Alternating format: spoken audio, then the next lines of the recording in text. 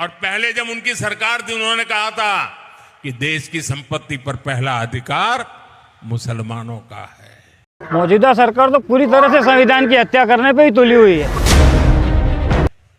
इसका मतलब ये संपत्ति इकट्ठी करके किसको बांटेंगे? जिनके ज्यादा बच्चे हैं उनको बांटेंगे। बाबा साहब का संविधान आप देखो और आज का संविधान देखो, उसमें 50% बदलाव कर दिया इन्होंने।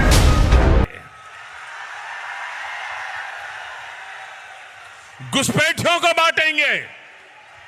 क्या आपकी मेहनत की कमाई का पैसा घुसपैठियों को दिया जाएगा? आपको मंजूर है? ये कांग्रेस का मैनिफेस्टो कह रहा है कि सूचना के अधिकार का जो कानून बनाया था कांग्रेस सरकार ने, इन्होंने पूरा तोड़ मरोड़ दिया। आज किसी भी प्रकार की आरटीआई सूचना अपन लगाते हैं, कोई सूचना हमें वहां से प्राप्त नहीं होती ऑफिस में। जो 15 दिन का कानून था कि 15 दिन में सूचना के तहत आपको सारी जानकारी दे दी जाएगी।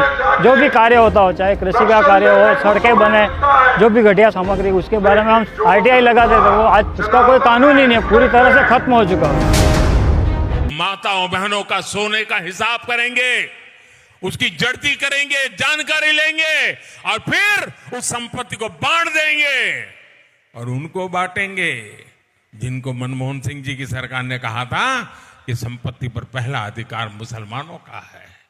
अभी तो क्या है, झूठ बोलो और राज करो, वही चल रहा है। और भी बहुत सारी योजनाएं थी जिससे हमें काम मिलता है।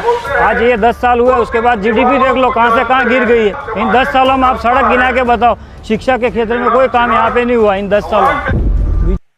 भाइयों बहनों, ये अर्बन नक्सल की सोच, मेरी माताओं बहनों, ये आपका मंगलसूत्र भी बचने नहीं देंगे, यहां तक जाएंगे मैं कहने आया हूं। बीजेपी सरकार तो पूरी तरह से अंधी, बहरी और गूंगी है। इसने एक तो लोकतंत्र के चारों स्तंभ भी तोड़ दिए।